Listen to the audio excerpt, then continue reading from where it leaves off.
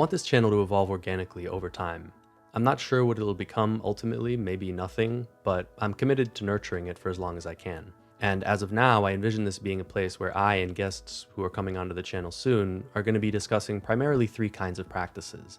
Contemplative or spiritual practices, though I use the term contemplative intentionally because I think the word spirituality is much more laden with cultural significance, making it a tricky word to use, like God or love.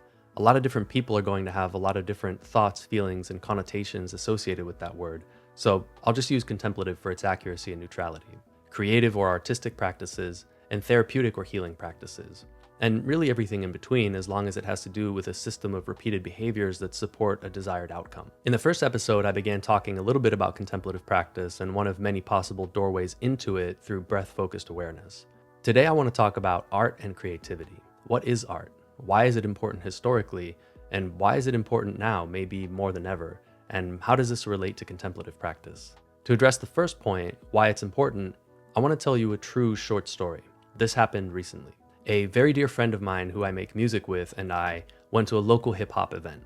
It included a producer showcase where music producers would show off some of their songs to the audience, and a cypher, which, if you've never been to one, is pretty much the closest thing I've experienced as a non-churchgoer to being in church, except it happens out on the street and the crowd tends to get a little bit more rowdy. It's a beautiful practice in which a group of people gather around in a circle, strip away their markers of identity, and take turns singing, rapping, beatboxing, dancing, usually to beats that are being played or live music. We participated in the event as usual, and then we spent some time talking to some of the participants outside afterwards.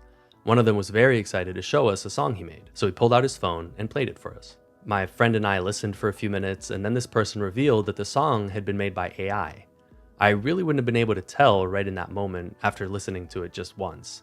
He fed the prompt to the machine, instructed it, gave it parameters, sing like this, say that, use these instruments and this style, and presto.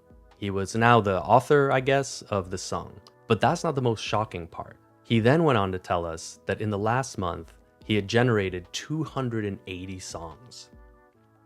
Now, I'm an AI user, and I'm not against it being responsibly used to facilitate and enhance art, science, self-inquiry, education, etc. In fact, I find it to be an enormously powerful engine. The questions really are, in my opinion, how should we be using this power, and how will we actually use it? If history teaches us anything, and it does, it's that unfortunately those two are often very different. The reason I bring this up is because in today's episode, I'm going to make the case that art is not just an elective activity some people do and others don't, that we should be cutting from school curriculum because it is inefficient and doesn't have a place in standardized curriculum. I'm going to make the case that art is intrinsic to what it means to be human, and the territory of creative expression belongs to all of us. It's our birthright. We're in a time and place where we're being trained on a massive scale to be passive consumers of entertainment, a good, docile audience that will continue to drive the economic engine forward, where too, who knows, it seems often just towards the immediate rewarding of those who control the means of production. But I think one of the huge downsides, and there are many, to this system is the gradual but widespread and pronounced atrophying of our creative capacities as individuals. And if that's the case, there may be no greater act of rebellion than to create and reverse the tides that want us only to consume. Now, this is tricky here because I'm not talking about creating in order for others to consume. I'm talking about creating for the act of creating itself. I'm a big proponent in some ways of a return to regionalism, not in the sense of creating tribal outgroups and in-groups, we have enough of those, but in the sense of applying our creative powers to our immediate social environment, to enrich our communities, to share with our families and loved ones, to heal our nervous systems and develop greater self-understanding, not to spread it as far as it can go, not to amass a million likes. The reasoning behind this is really simple. I can either be eating a meal or singing. I cannot do both, at least well at the same time. Ideally, I alternate and do a little bit of both. But if I get stuck in a pattern where all I'm doing is consuming food for the mind, which is a lot of what happens in consumer society today, it's very likely I won't have any reserves or opportunity or bandwidth left to actually output in a way that balances out all that I'm inputting into my system. Essentially, I become a placated, quiet, malleable entity that won't rock the boat. But all the great art that's ever been created rocked the boat. That's the point. It's jarring, it pulls us, it slaps us out of our complacency, it forces us to take a look at things differently. It allows us to experience ourselves differently. Now, if we're going to keep using these technologies, which I think it's obvious we're going to, It's incredibly important that we think about and discuss their applications and their potential impacts on our lives, our creativity, our relationships, not through the lens of good and bad, because we already know it's going to be a mixed bag, but through the lens of alignment and misalignment. Is this how we want to use them? Do we even know how we want to use them? I can't really imagine there's ever been a time where globally there's been as much uncertainty about who we can become as humans, what it means to be human, which is exactly why now, more than ever, I think we need to dig deep roots into what historically has made us human, has defined our humanity. And one of our longest lineages, longer than all the Abrahamic lineages, Islam, Christianity, Judaism, longer than all the Vedic and post-Vedic lineages, Hinduism, Buddhism, Jainism, Sikhism, is creativity. The act of bringing into existence something that didn't exist before, using nothing but the materials afforded to us by the natural world and a powerful innate impulse to externalize, to manifest, to actualize that which we feel internally. That is one of the oldest lineages we humans have inherited and handed down to one another. And when a machine is capable of generating 300 times the output that has historically been feasible for us in watered down fashion, it's a lineage that needs our protection. As to the connection between creative and contemplative practices, I feel them to be essentially one and the same. They have quite different emphases, but the ultimate goal is the same: connecting with what's real and sharing it with others so that we can resonate on a shared, hopefully improved frequency. I regard them as incredibly complementary and beneficial to our daily lives. Creative practices form a critically important bridge that can take the fruits of our contemplative practice experienced internally and bring them out into the world. Whatever beauty, wisdom, compassion, insight, understanding, novel ways of thinking or feeling we can give rise to, art is a primary method or vehicle for expressing that into the world. And as I'll argue today, not something that some people can do and others can't. It's like anything. If I put energy, time, and attention into it, it grows. If I don't, it doesn't. That bears worth repeating. Creative and contemplative practices are just like anything else. If I put time, energy, and attention into them, they grow. If I don't, they won't. And this brings us to an inquiry I think we all need to undergo in our lives, which is, what do we value? Because what we value is where we bring our time, energy, and attention. And if culturally we're training each other to exist only in the role of consumer, that sense of value atrophies, so we no longer invest in practices that help us feel whole and vibrant and connected with community, because most of the great art that exists isn't done in isolation, it's done with others. And then we wonder why in the so-called developed West and everywhere that's imported its globalized culture, depression, anxiety, ADHD, OCD, suicidality, and addiction are on the rise. How is it possible we're so unhappy when many of us, not all, have all the material comfort and more than our ancestors could ever have imagined? More comfort than kings and queens. Maybe it's because we've become separated from the true sources of peace, wisdom, love, connection, and fulfillment. And if so, maybe there's a way of getting those back. Aside from being deeply encoded in our bodies and minds through hundreds of thousands of generations of evolution as historically tight-knit collectivist hunter-gathering groups, the creative impulse is one of the most important ways we can make our suffering meaningful, even today in contemporary post-industrial society. Creative practices offer a way to take our pain, our confusion, our trauma, our fragmentation and disconnection, and make them into something that can give someone else a moment of reprieve from theirs, a feeling of being less alone in the world, a sense of inspiration and wonder, or just the gift of forgetting themselves and their problems momentarily as their attention is drawn in towards something that's worth being drawn into.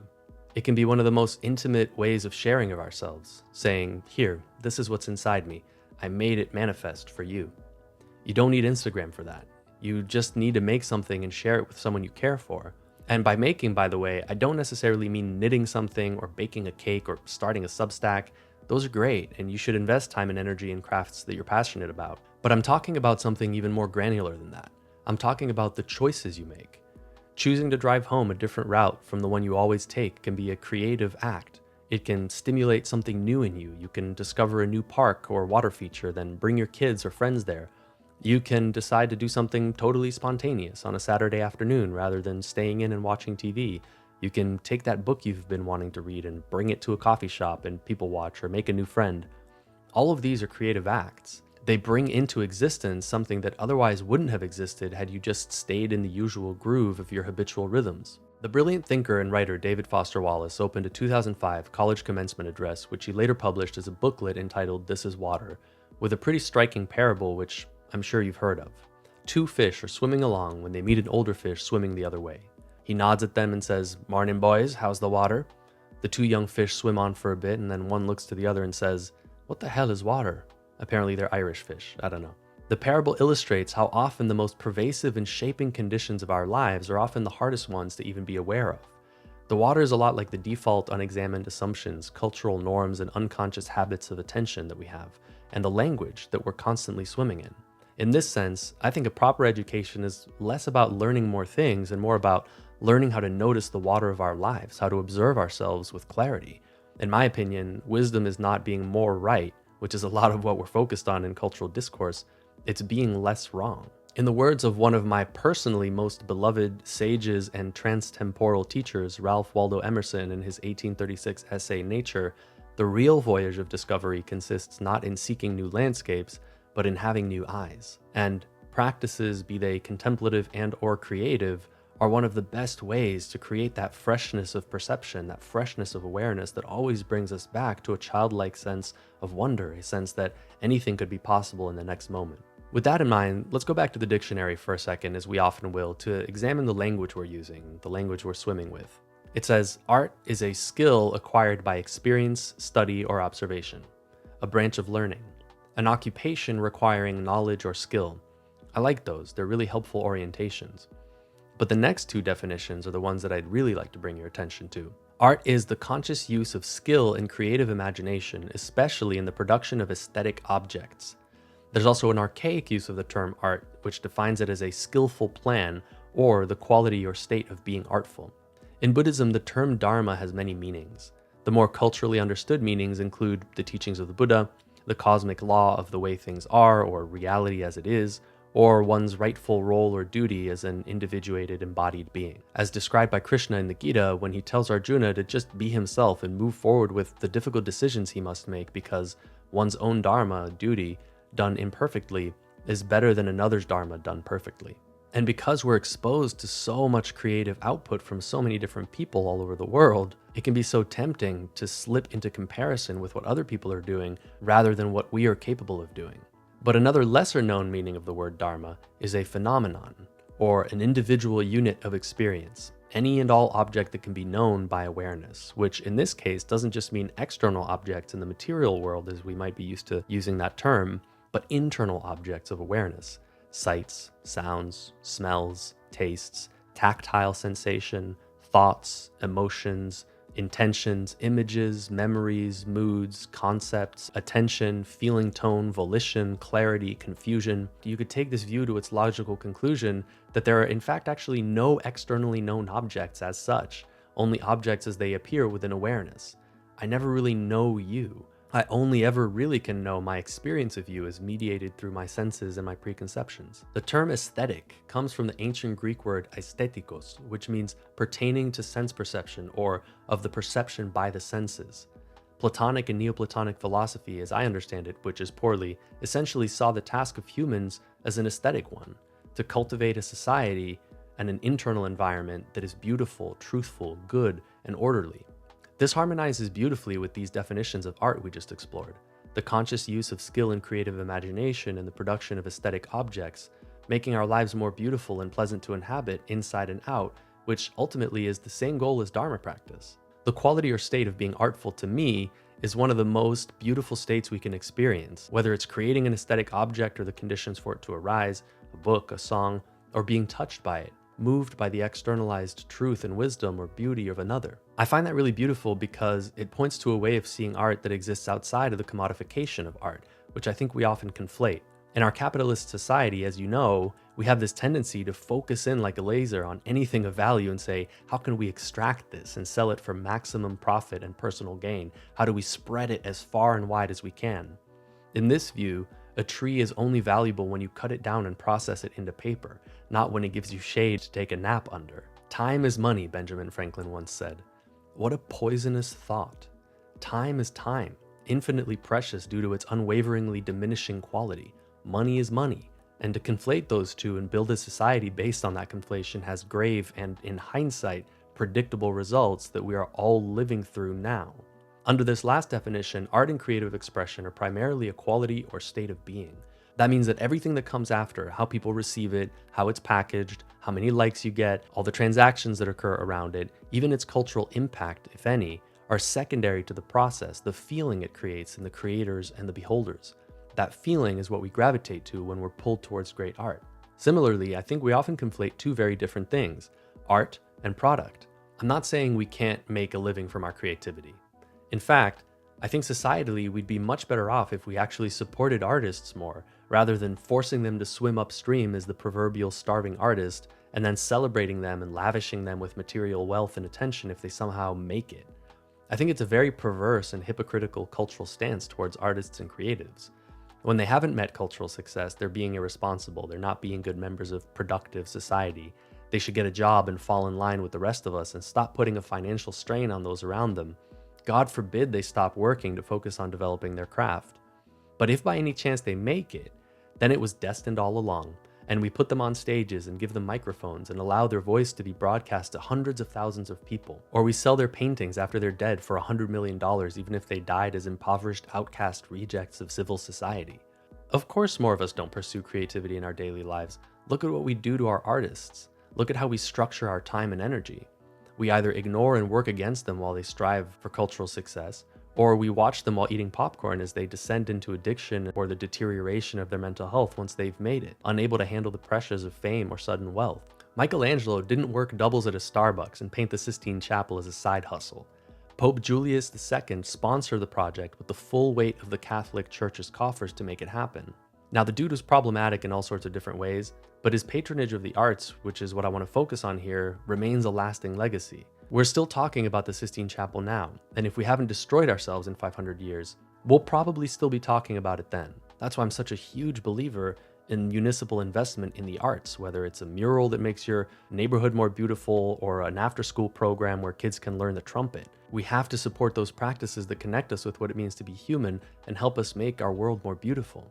Because Lord knows there's a lot of ugliness in this world. My point is that when we begin a creative practice by trying to anticipate how it'll be received by the audience, or even by trying to control what the output will be in any way, we've immediately turned the imagined audience into a consumer, the output of the creative process into a manufactured good or product, and the process itself into something altogether different than what I think it can be, what we should be teaching our children it can be, which is essentially a way of connecting with what's deepest to us in order to share it with others and find our common humanity, in order to try to understand what it means to be human. Storytelling, one of our great and illustrious art forms, is so important. Why? Because we know we're all going to die. That isn't really an issue in and of itself necessarily, but it creates some pretty big issues for those of us who are still alive. Namely, that every time we take shape and are born again, we have to start over. We have to once again orient to reality from scratch. All the hard-earned wisdom and virtue a person or society can accrue over their lifetime is at best distributed piecemeal in the form of writing or spoken language or the impact of their actions. When they die, they take it all with them. Storytelling, visual art, music, and dance are the greatest methods we have to offset the inevitable intergenerational amnesia that happens when we die. It shouldn't surprise us. We should be able to predict that by now. They create a thread of continuity so we don't have to reinvent the wheel every time.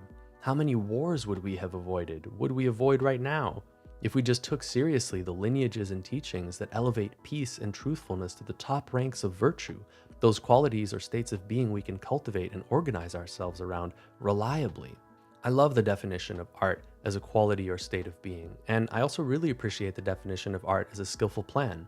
It reminds me of verse 50 of chapter 2 of the Bhagavad Gita, in which Krishna, talking to Arjuna, introduces the practice of yoga, saying, "Endowed with wisdom, one abandons both good and bad results here. Therefore, devote yourself to yoga. Yoga is skillfulness in action." He's saying yoga, this state of divine union or harmony with what's most essential, is skillfulness in action. That sounds a lot like our definition of art. I talked about this in the first video. Why do we engage in contemplative practice at all?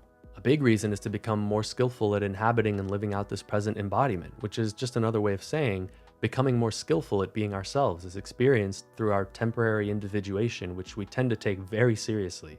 And when we do that, we tend to get a little possessive and hoard things for ourselves, rather than recognizing that they're borrowed at best and much better put to use, helping and serving others. This leads me to one of the main points I want to make today. And if you don't take anything else from this essay, please take this. which is that I believe very firmly that our greatest possible creation is not a painting we made, a food item we cooked, a song we sang, or a book we wrote, or a Substack channel we built.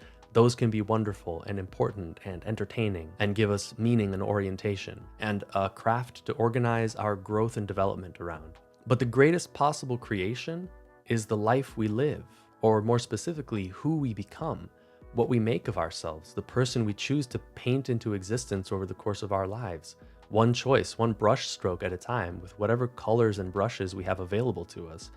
There's no point in envying someone's palette of blues if you find yourself with a lot of green. Get really good at painting forests. See what's really there for you to paint with, metaphorically and literally. The sum total of those brush strokes, every single action of body, speech, and mind, forms the painting of our lives. It's our greatest message, our greatest creative act, how I live my life. Not by talking about it, but by demonstrating it. It's the greatest legacy we can leave behind when we're gone and our descendants carry forward the torch of awareness. And it's not something we'll do tomorrow when the conditions are just right. It's always happening right now. Don't delay. Don't defer to an imagined better future circumstance, because those circumstances are created right now. Rick Rubin talks about this in his book, The Creative Act. Every action we take, no matter how small, is inherently a creative one. In fact, each action we take, down to the most minute, you could say, creates a whole new universe. The universe where we decided to make that choice and not another. The tragedy is not that some have creative power or insight or whatever else and others don't. It's that we fail to recognize this universe-making power we all share within ourselves and fail to invest and empower those who might not have the means and resources to make use of it otherwise. I feel really strongly that we commit a fatal error when we elevate artists and creatives above us as though they're somehow separate. It's a profound abdication of the power we each have to bring into existence that which we wish to bring into existence. I think humans are made to create, as much as crickets are made to chirp. I think you'd be hard-pressed to find a cricket in the field who's feeling shy or self-conscious. We're not born that way. We're made that way. We're told from a young age what is culturally valuable and appropriate. We're laughed at by peers when we share a heartfelt poem or a drawing. We're told it's not important by adults, directly or indirectly, when often those are the very things that are most important to us. The practices, experiences, moments, and aesthetic objects, the dharmas, that excite us and bring us alive. We start hiding ourselves. We conform. We perform. And we never really have the chance to grieve those parts of us we had to amputate just to survive our social environments. And then we kind of feel like something's missing, but we can't quite put our finger on it. Imagine you were born with 4 arms, and at birth, they were surgically removed.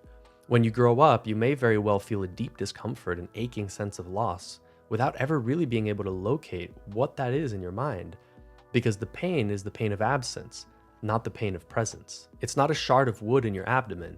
It's an aspect of yourself you lost somewhere along the way and you don't even know you lost it. Artists aren't somehow different. They're just those who, for some reason, have woken up to the creative potential inherent in all of us and are courageous enough or foolish enough to pursue its cultivation without any guarantees of return other than the joy and experience of the process itself. And that's really what I want to encourage today. If you have a modicum of material wealth and space and safety in your life, and you feel like your life is a little gray, a little flat, or maybe totally off the mark from where you want it to be, even if it looks perfectly acceptable and reasonable by cultural standards from the outside, if you kind of can't stand sitting with yourself and have to constantly keep yourself in perpetual movement or sedated or distracted all the time, if you've ever had even an inkling of, maybe I should do that, do it now. Begin now. I'd say begin yesterday, but that's not possible. Tomorrow is not guaranteed. Even the next hour is not guaranteed, even though we kind of trick ourselves into feeling that it is. In Dharma spaces, you might often hear someone saying something like this: death is certain. Its time, place, and circumstances are uncertain. Think about that, not just one time. Carry it with you. Chew on it like a piece of gum that never gets out of your mouth. Death is certain. Its time, place, and circumstances are uncertain. We unconsciously run these mental movies about how our life will play out. Nobody wakes up in the morning saying, you know what? I think today I'll die in a biking accident. Those things just happen. And far from being sort of morbidly obsessed with death, really reflecting on the truth of that statement, death is certain. Its time, place, and circumstances are uncertain, wakes us up. It wakes us up to the preciousness of this moment right now. Don't wait for the right conditions to begin cultivating what you want more of in your life, whether it's these aesthetic objects we create, or a gentler, kinder, more connected marriage. Maybe it is that you've always wanted to play the flute or learn how to make bread. Now is the time. You can always make more money, but you can never make more youth. You will never have more time and vitality than you do now. I promise you.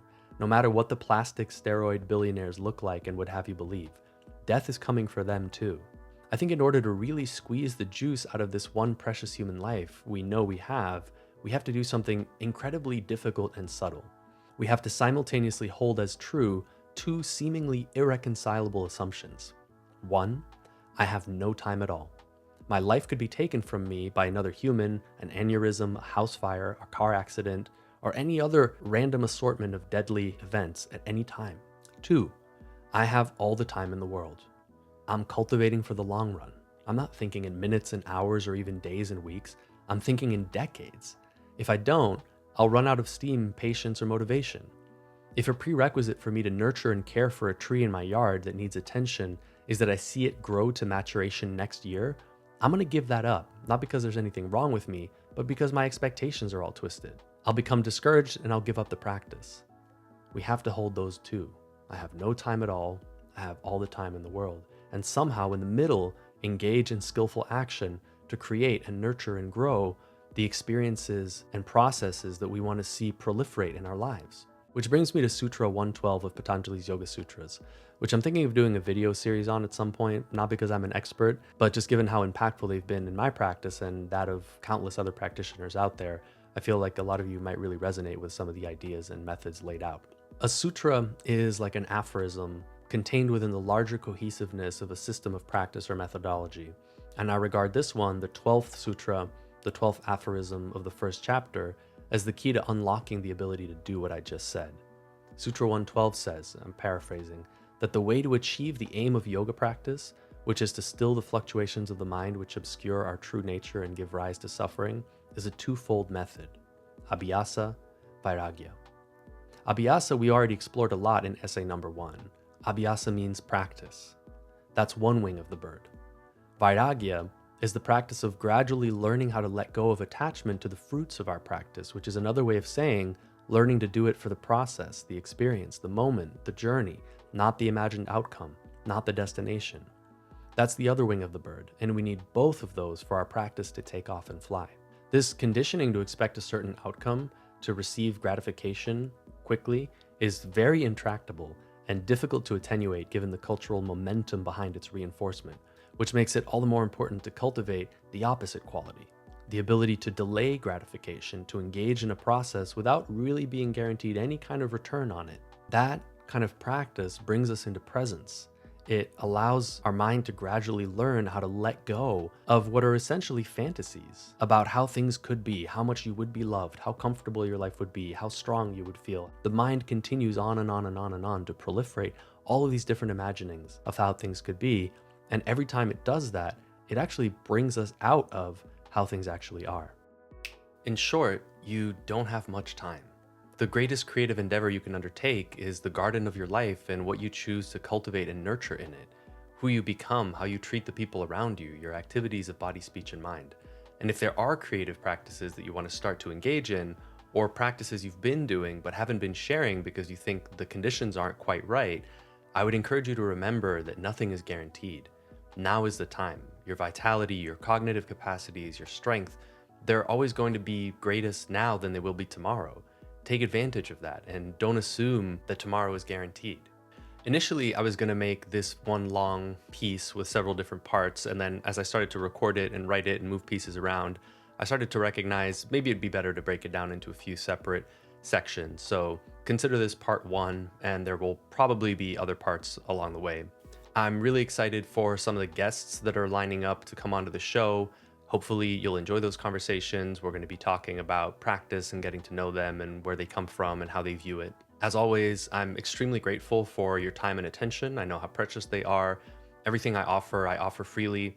If you find value and it doesn't create financial strain, please consider becoming a monthly supporter. It really makes a big difference to me. And in either case, I'm happy to keep sharing. May all beings enjoy happiness and its causes. May all beings enjoy freedom from suffering and its causes. May this channel self-destruct.